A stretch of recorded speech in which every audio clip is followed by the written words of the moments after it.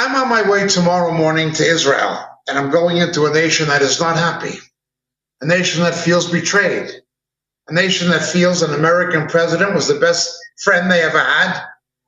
They were comparing him to Cyrus the Great, the ancient king of Persia, who was benevolent to Israel and the Jews.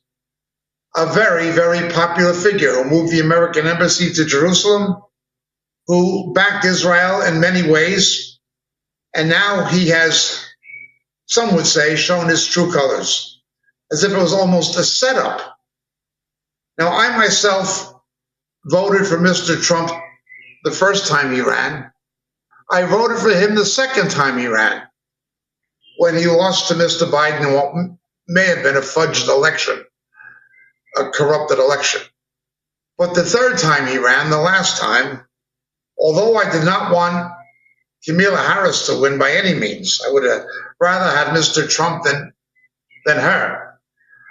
I was unable to vote for him. I had to vote for an independent third-party pro-life candidate. I just could not vote for Mr. Trump personally after he held a gay, quote-unquote, homosexual gala at Moriel. And I was unhappy also that he did not address even, let alone attack, the problems of the national deficit of the United States.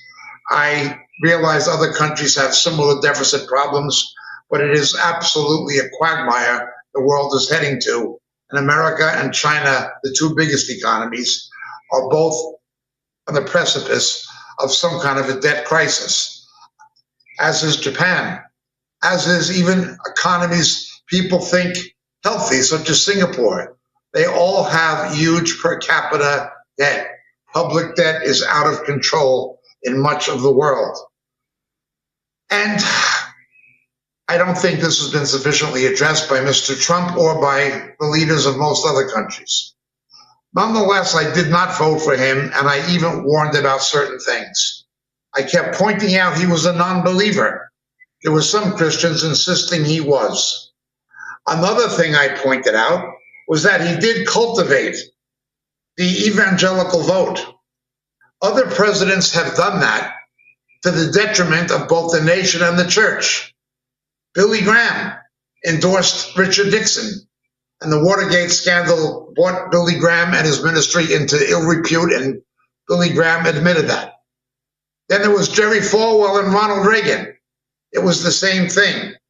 Jerry Falwell wound up bringing an Antichrist, a self-confessed Antichrist, Sun Myung Moon, to address the student body at Liberty University and receive funding from Moon, who claimed he was the Lord of the Second Advent. He claimed to be the return of Christ and said his wife was the Holy Spirit. And Jerry Falwell, who organized the evangelical voting bloc on behalf of Ronald Reagan, was the person who brought him in.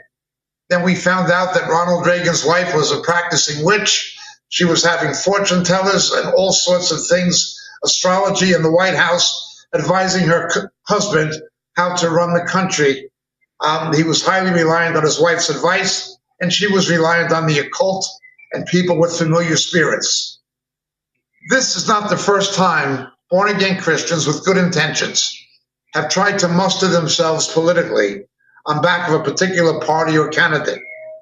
Now, I pray for whoever gets elected that we may live peaceable lives. And I do vote for people who seem to advocate biblical principles, including support for Israel's right to exist. I do all of that. However, I've also warned about certain things. Mr. Trump is not a believer. He's not a believer. He's not born again. Those who say he is are very misguided. Secondly, he's surrounded himself by Christian advisors who are from the lunatic fringe. Paula White is an immoral woman caught walking hand in hand with Benny Hinn while he was married to his wife Susan down the Via Venuto in Rome. She is a theological crackpot. That woman is, if not out of her mind, she's certainly spiritually deluded. And she is Mr. Trump's spiritual advisor. He's dealing with things, powers, principalities that require a solid, Holy Spirit-guided biblical perspective of the events he's confronting. and he does not have that. I also warned about the Abraham Accords. The Antichrist, we are told, will bring a false peace to the Middle East, seeking to bring some kind of a rapprochement between Judaism, Islam, and Christendom. I've warned about this. I've also warned about Qatar and the people, even in his family, Jared Kushner. Jared Kushner is, again, not a believer. Witkoff is not a believer, but they've both been involved with the Qataris.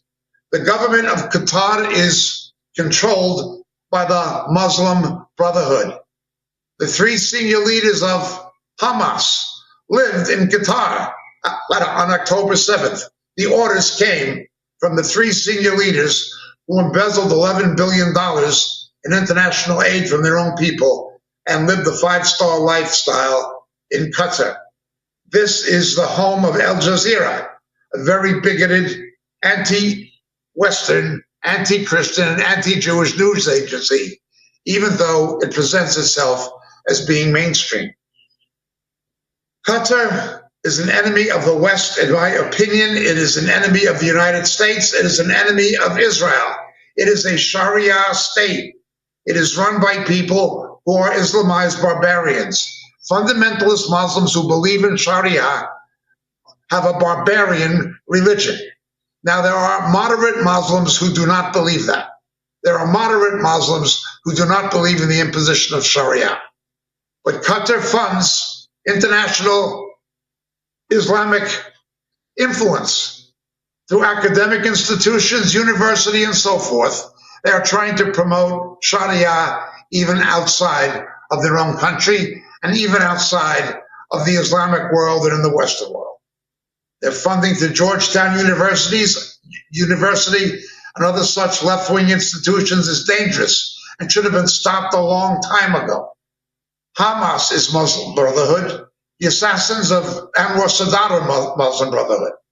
There are people associated with the Council of American Islamic Relations who are Muslim Brotherhood, and the government of Qatar is Muslim Brotherhood. It is as much a dangerous organization and should be designated as one, as is Al-Qaeda, as is ISIS, as is Hamas, as is Hezbollah, as is Islamic Jihad. It belongs categorized in that same group of radically Islamic nations promoting the Sharia agenda, trying to establish Islamic caliphates and promote Islam in the West. Yet Mr. Trump's son-in-law, Mr. Jared, and Mr. Witkoff have had business dealings in New York with Qatar. The financial influence of the government of Qatar alone in London is tremendous, and it's dangerous.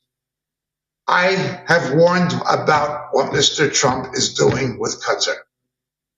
I have warned about the Abraham Accords, and I have warned that he's up against spiritual powers, principalities, as Paul said, that he does not even know what he's dealing with, and the so-called Christian advisors who should be counseling him, the way Daniel gave wise counsel to the kings of Persia and so forth. He's not getting wise counsel. He's surrounded by crackpots, immoral women, false prophets, people from the lunatic fringe. This is what's happening. And it explains a lot of why he's turned the way he has. He's now meeting with the G7, addressing them with his 14 points in his memorandum of understanding with Iran. Notice it is not a settlement. It's a memorandum of understanding to continue talks. We've been saying for weeks on Catching Up with Jacob, Iran wants to drag this out and drag this out and drag this out. Nothing it agrees to will it keep. Nothing. Now this memorandum of understanding, let's look at what it does not include.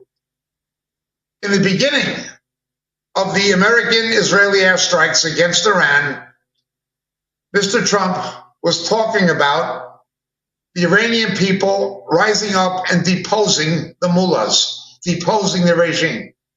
60 to 70% of the people of Iran do not want the Sharia Shia regime of the mullahs. They do not want the Khomeinis. Approximately 38,000 of them were murdered by the Iranian Revolutionary Guards. Notice Mr. Trump does not talk about the human rights of Iranians. He doesn't talk about the rights of Iranian Christians. The underground church in Iran is growing, but it's being persecuted.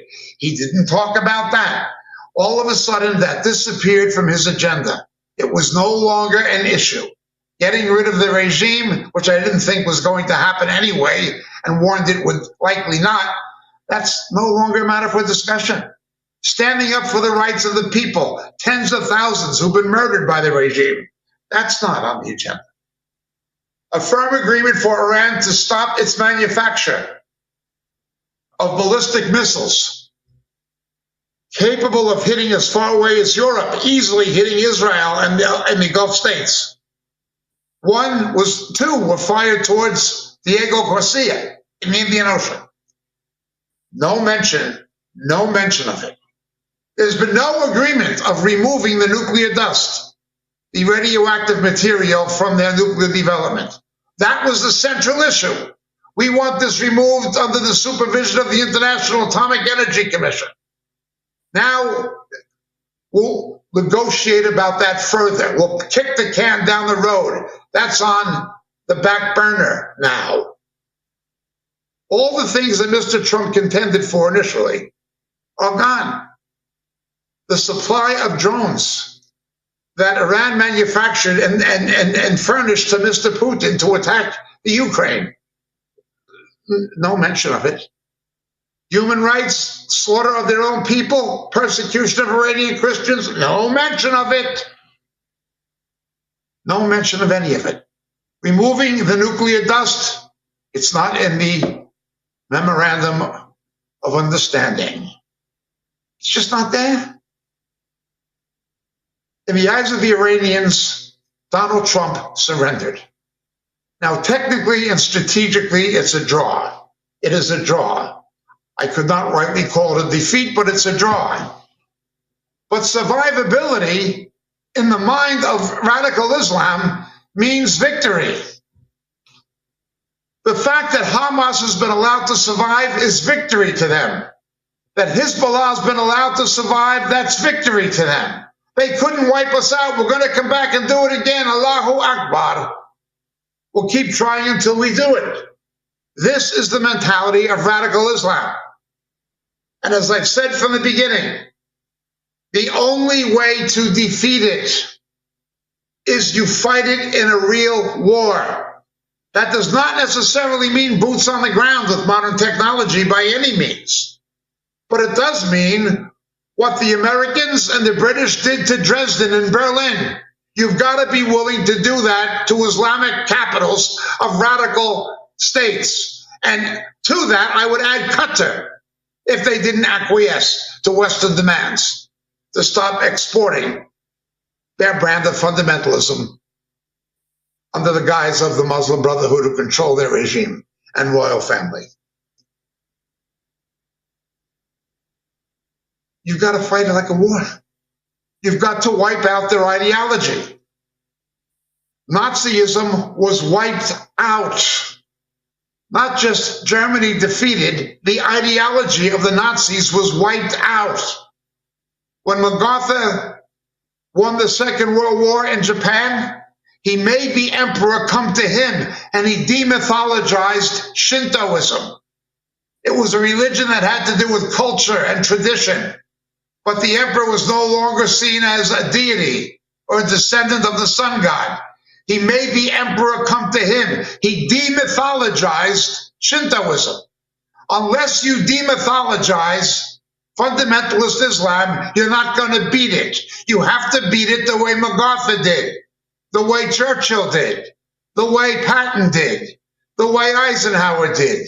You have to defeat it the way Marshall did. You have to defeat it for what it is. If they survive, they think they win, and they will come back again, and they will never keep any agreements. Because doctrine of Taqweed, Islam allows permissible lying to the infidel. They don't see it as a lie in a moral sense. They simply see it as disinformation to the enemy in a jihad. It is ridiculous. It is shameful and disgusting what Donald Trump has done. He has shown his true colors in the estimation of many people who've supported him. And I've supported him in the past. Why could he do this? All the things he said, we're going to get rid of the missiles. Okay, so we bomb them. Well, they're not going to make more? What about the nuclear dust? Oh, we'll kick the can down the road and talk about that in the future in the memorandum of understanding. Oh, well, Iran is committed not to make any nuclear weapons. They committed that 10, 20 years ago and kept trying to develop them, funded by the West, courtesy of Obama and Biden. Oh, they're going to stop supporting terror. They're not going to stop supporting Hezbollah. They're not going to stop supporting Hamas. They might do it surreptitiously, but they're not going to stop supporting the Houthis. They just don't work that way. There's no guarantee other than crushing them. This war was determined to be something that would not be won. It would be a stalemate back in April when Mr. Trump declared a ceasefire instead of having kept on going. He should have kept on going, destroying all the power stations, all the infrastructure that remained, and attacking or occupying Cog Island. That's what he should have done. He did not do it. There should have been an intensive air campaign on the eastern shore of the Straits of Hormuz, disabling their capacity to use those motorboats to harass international shipping. What else has he done? He's talking about $300 billion in a rebuilding fund. Oh, it won't come from the U.S. taxpayer. It's going to come from investment. Yeah, invest your money in that regime and a terrorist regime that's done what it's done to its own people. $300 billion investment fund. And then he said the United States is willing to unfreeze assets. What you have here is the same thing Obama did and the same thing Biden did. Donald, Barack Obama, Trump. Donald, Joe Biden, Trump. That's what he's done. The very thing he ran against and opposed. He set out to undo what they did. And now he's done it himself. Israel gets between $3 and $4 billion of American aid every year, and that aid is spent in America. It's not giving them cash. It's giving them credits to procure armaments, ordnance, and defense technology bought from American corporations. The money is recycled back to the USA. $3 billion, $4 billion, $5 billion, maybe at the most. Iran's going to get $300 billion to rebuild, plus unfreezing their assets. For every dollar the Israeli gets, Iran gets 100. Now he can package it. He can have Mr. Vance say that we will resume our hostilities if they don't comply. They're not going to comply. And if you resume hostilities, what's the point? This has been going on since April. Since April, you've been trying to talk to them, and they kept up hostilities. And then to blast Israel for going into Lebanon and telling Israel to stop its advance in Gaza to allow Hamas to survive. Hamas should have been wiped out once and for all, not only for the good of Israel, but for the good of the people of Gaza. At least the ones who want to live and coexist peacefully. Hezbollah. Balfour Castle was captured the week before last. They made a big deal of it. I was in Israel when Balfour Castle was captured the first time. As I've said, my friend's son was in the Sayeret Golani. He was one of the commandos, and he was killed taking that castle. But the Israelis were pressured to give it back for peace. And they gave it back for peace, only to become a Hezbollah base. Before that, it was an Ashraf base under Yasser Arafat, used to guide Katyusha rocket attacks on kibbutzes, moshavs, and development towns in Galilee. Give it back for the sake of peace. Now Donald Trump's doing the same thing. Get out, stop what you're doing, stop defending yourself, is what he's basically saying. No. The only way there's going to be peace is if you eradicate Hezbollah out of Lebanon. Drive them out the way Arafat was driven out to Tunisia. That's the only way. But that's not happening. Donald Trump has seen to it personally. If this is not betrayal, I don't know what I would call it. How could somebody like him flip so fast and do things every bit as bad as Biden, as Bush, who was in bed with the Saudi Arabians, and as Obama? He's doing the same thing. And the Iranians see it as a surrender. Oh, he may have killed Khomeini, he may have killed all these, it doesn't matter. They don't think that way. Look with me, please, to the book of Daniel, chapter 10.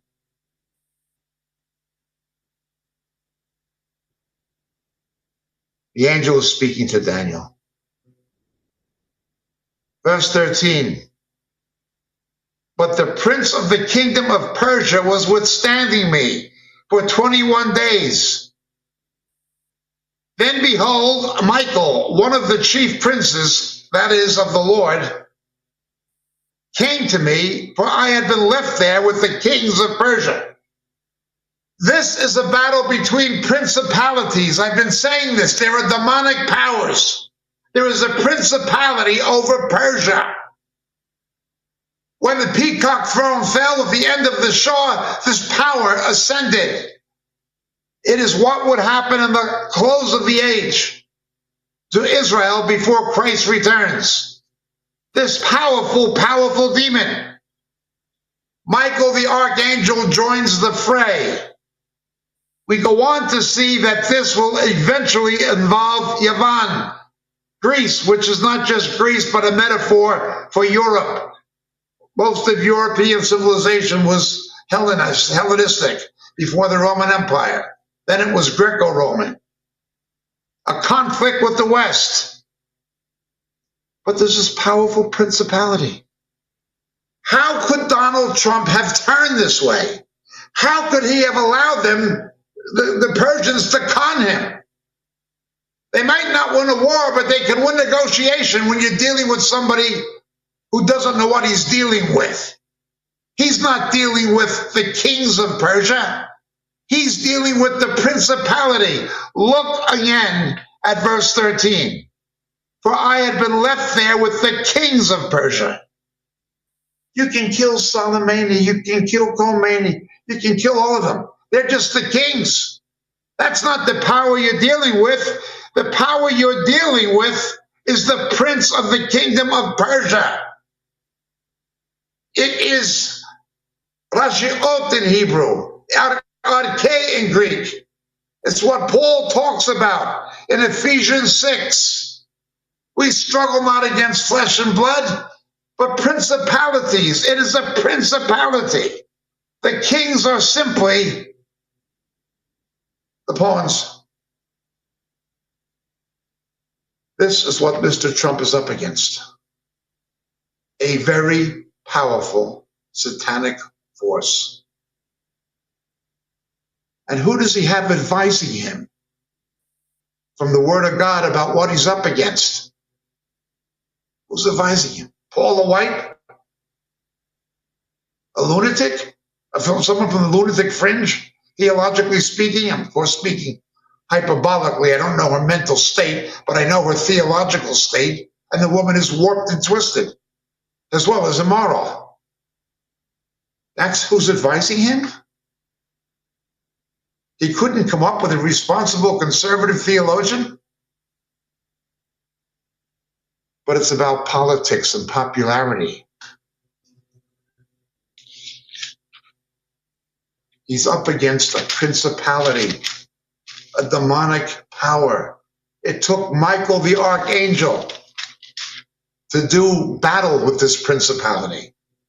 Donald Trump does not know who he's dealing with. And it is a battle for Israel's survival. Satan is determined to prevent the return of Christ. He knows Matthew 23. The Jews must be in Jerusalem and in their ancient capital for Jesus to come back. He knows what it says in Zechariah 12. The Jews must be in Israel and in Jerusalem. He must try to prevent the return of Christ. That is what the devil must do. He must destroy Israel and the Jews, and he must destroy the true church. He's persecuting the true church intensively in Pakistan. Oh, they're the brokers of the peace, Pakistan. What about what Pakistan does to Christians? What about the Christians in Sudan and Nigeria and Iran? Nobody cares. But let's look.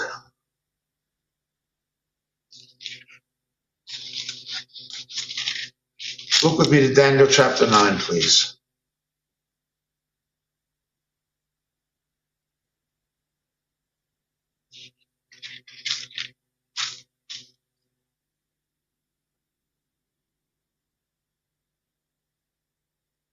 Verse 27. And he will make or establish, it could be understood, or confirm. It could be understood, confirm an existing covenant. The text is nebulous. But in some way, there'll be this 7-year covenant. But in the middle of the week, they'll put a stop to sacrifice and grain offering. And on the wing of abomination will come one who makes desolate, even until a complete destruction, one that is decreed and poured out on the one who makes desolate. No, Donald Trump is not the Antichrist for a variety of reasons. However, his actions are a prelude and a shadow of what the Antichrist will do. He will present himself as a friend of the Jews and benevolent, as one who supports them. Oh, we're going to move the embassy to Jerusalem. He's going to present himself as their friend and ally until he gets the power he wants. Then he will betray them. That is what the Antichrist will do. And that is what Donald Trump is doing.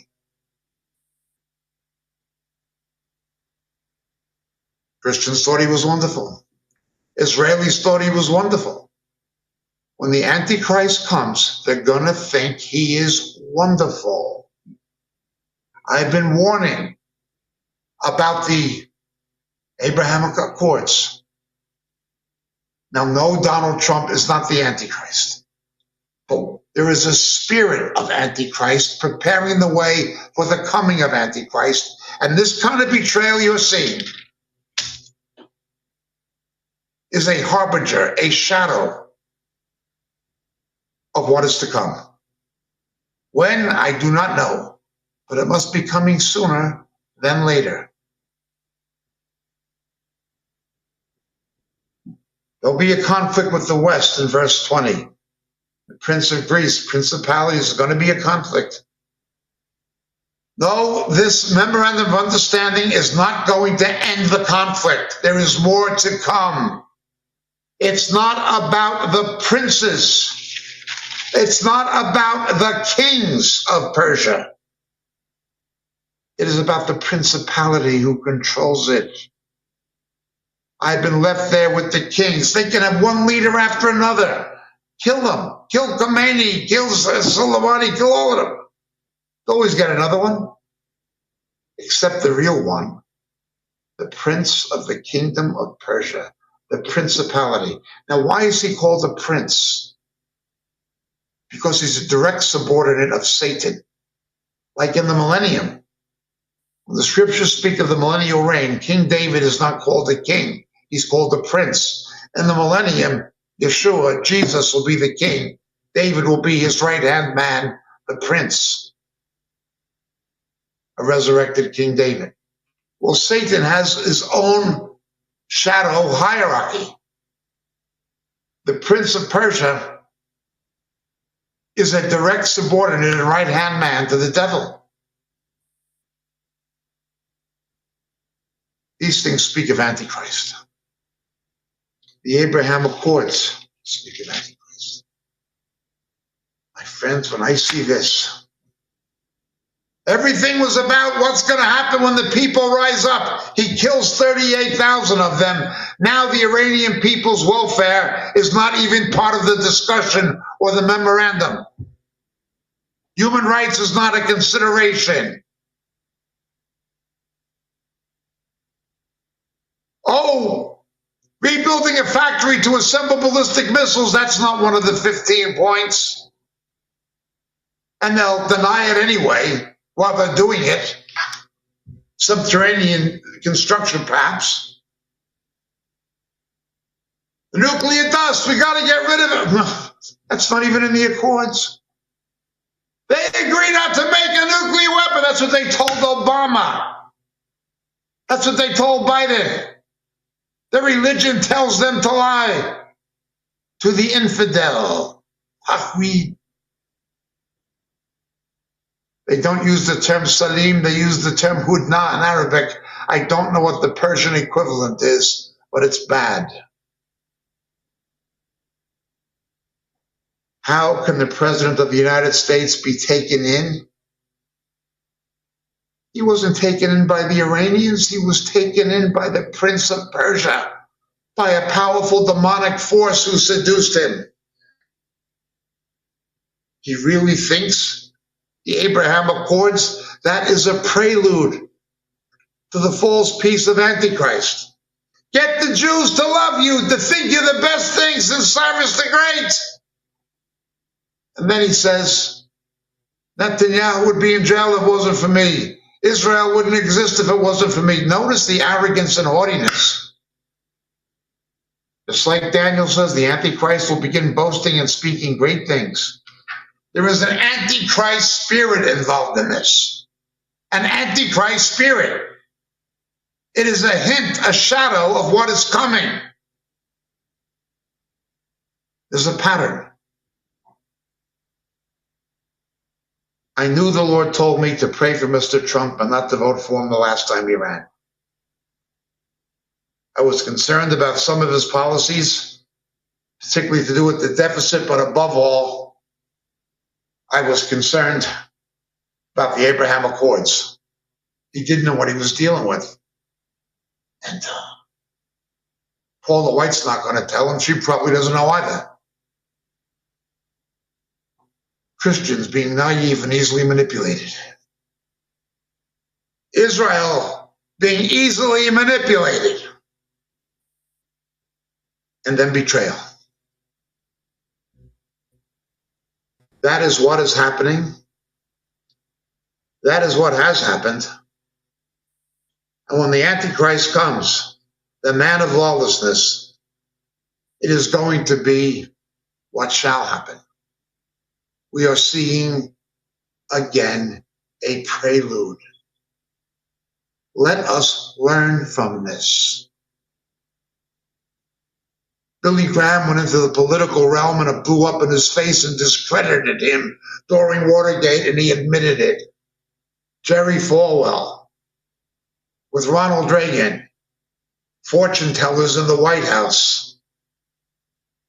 fortune tellers, astrologers, and she's advising her husband how to run the country. And then Falwell calls an Antichrist, Sun Young Moon, an unsung hero, after he'd been sent to federal prison for corruption, financial corruption. Oh boy. What comes next? What comes next? Now, naive Christians are doing the same thing. Notice they don't learn from the pattern. They don't learn. Now, again, Mr. Trump has done many things I agree with. But what if those things were just there to con people into trusting him until he gets the hand he needs to do what he wants? He's getting the G7. None of those G7 countries came to the assistance of America and Israel. None of them. Now he's asking them to endorse what he does as if he needs them. And then he says, this memorandum of understanding, when the outcome is reached, we will bring it to the United Nations. United Nations. Anti-Zionist, anti-Semitic, anti-Western, anti-Christian United Nations. Security Council for a binding referendum from the UN. Donald Trump?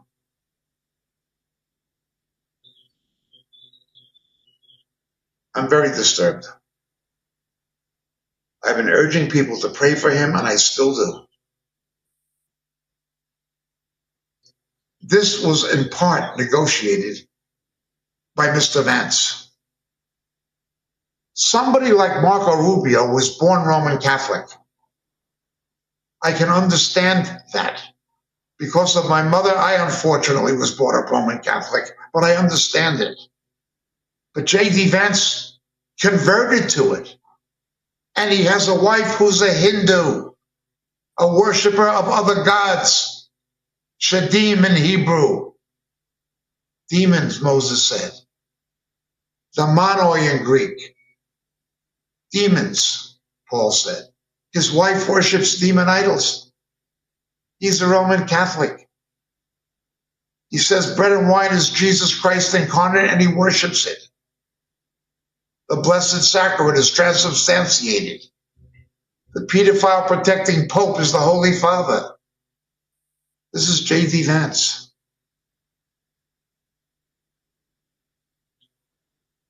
He oversaw most of these negotiations through Pakistan, a Muslim nation that persecutes Christians, that hid bin Laden, whose intelligence agencies cooperated with the Taliban and played both sides in the conflict, in the war on terror. Pakistan? Qatar? And now negotiating with Iran? Unfreezing assets, giving them hundreds of billions more? Now, I understand the need to bring down the price of oil. And I understand the political realities of the need to have done that before the American midterm elections. But it would have been easier to do it in April instead of making a ceasefire to take out Kog Island. You tell them, open the straits or we take out Kog Island.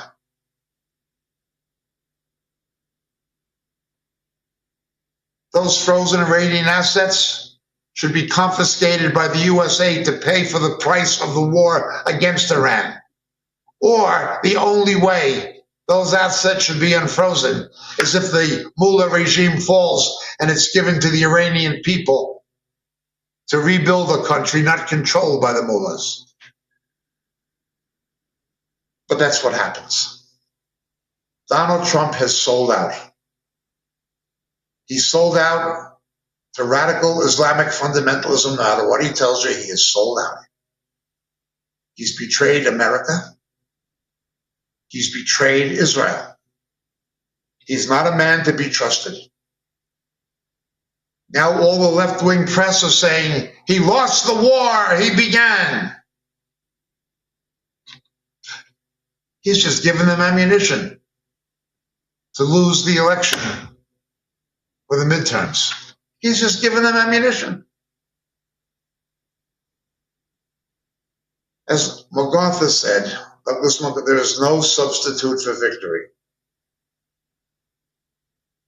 You leave these powers in power, what do you get? The French left North Vietnam in power, what happened? Truman left North Korea in power, look what happened. They're a nuclear pirate state. When you don't finish the job, in the Second World War, we finished the job.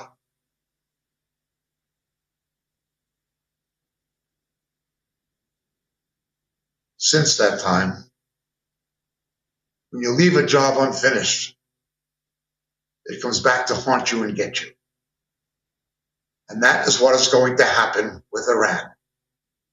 And the blame is solidly in the Oval Office on the desk of Donald Trump and Mr. Nance. He's done exactly what Obama and Biden have done.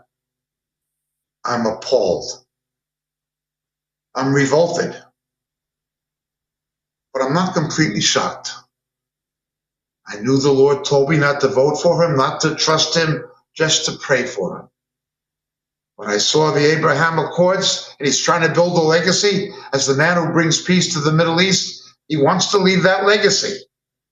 He wants to do what Clinton did in Northern Ireland, leave a legacy, leaving the world a better place than the one you found.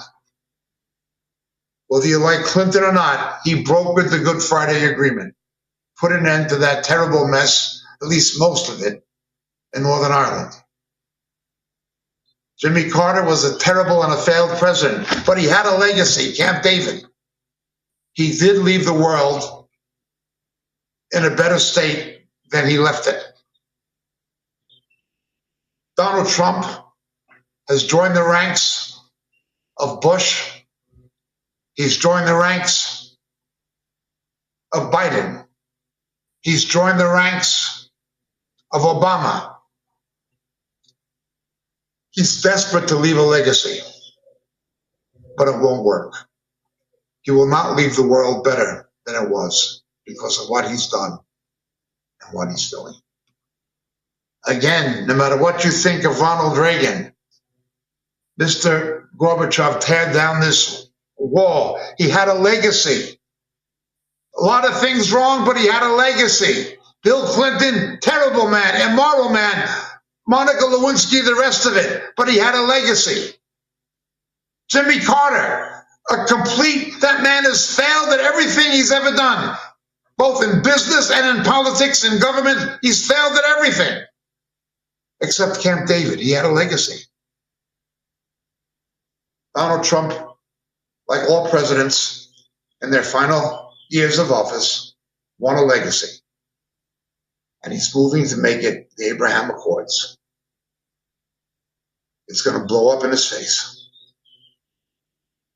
He's compromised. He's trying to get the price of oil down, but now he's embarrassed. He's humiliated the country. He has put wind in the sail of the Iranians and of the radical Muslims. They feel empowered. They survived.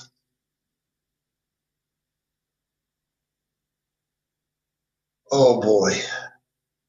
Think of Vietnam. You can win all the battles and lose the war because of politics.